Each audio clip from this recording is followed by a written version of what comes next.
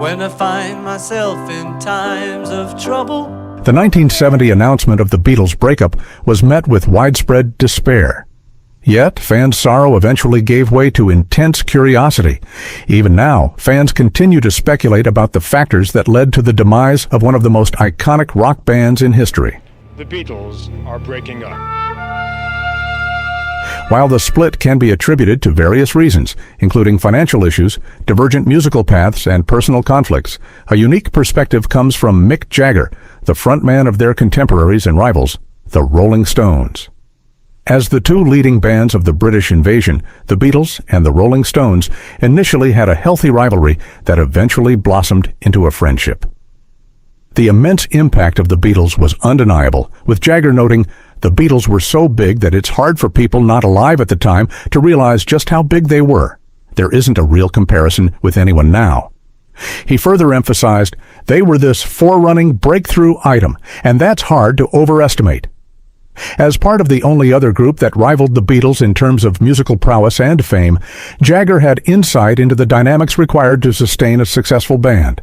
Jagger shared his understanding of why the Beatles ultimately disbanded and why it seemed inevitable in a 1995 interview with Rolling Stone. "I can hazard a guess that they were both rather strong personalities and both felt they were totally independent. They seemed to be very competitive over leadership of the band," Jagger offered. Jagger revealed the "they" he referred to were none other than John Lennon and Paul McCartney, who stood as the Beatles' unofficial leaders and principal songwriters. During the early surge of Beatlemania, Lennon and McCartney's tight collaboration shone through in the slew of hits that came from the band. However, after their manager Brian Epstein passed away in 1967, discord began brewing between the duo over where to take the Beatles next. At the same time, George Harrison and Ringo Starr grew tired of being sidelined and caught up in their quarrels. John and Paul felt they were too strong and they wanted to be in charge, Jagger explained, pinpointing this as the core reason for the Beatles' eventual split. He reasoned inevitability was at play, remarking, "If there are 10 things, they both wanted to be in charge of 9 of them.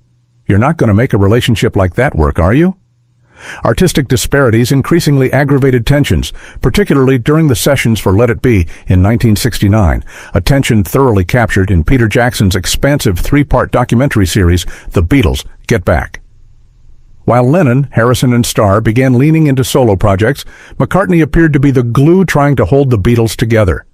His aspirations for Let It Be included not just an album, but also a documentary, and potentially even a live overseas performance. Financial woes hit the band in 1969, propelling Lennon to meet with manager Alan Klein, and a key business meeting ensued. John Lennon, George Harrison, and Ringo Starr chose Klein as their new manager, rejecting Paul McCartney's suggestion to have his in-laws, the Eastmans, take on the role. In a conversation with Zane Lowe on Apple Music, McCartney reflected on the Beatles' breakup, saying, "There was no big bust-up. We just happened to have a little meeting, a group meeting, one day when John walked in and he said, 'I'm leaving the group.' So it was that sudden. You didn't want to say, 'What do you mean?' because you knew exactly what he meant." McCartney mused, "Looking back on it, you can see that he had to just clear the decks and say, 'Okay, guys, we've done our bit. It was terrific. It was wonderful. But I'm off.' At the time, it was like, 'Whoa, is this final?' We puttered around for a couple of weeks thinking, 'Does he mean it?'" When Lennon's departure became definite, Klein advised keeping the band split quiet to protect the ongoing contractual discussions with EMI and Apple Corps. Despite the intended secrecy, McCartney announced the end of the Beatles to journalists, to the chagrin of his bandmates, setting the stage for each to launch solo efforts often laced with lyrical jabs at one another. Mick Jagger wasn't mistaken in his beliefs regarding the Beatles' end. Indeed, something so phenomenal was bound to come apart eventually.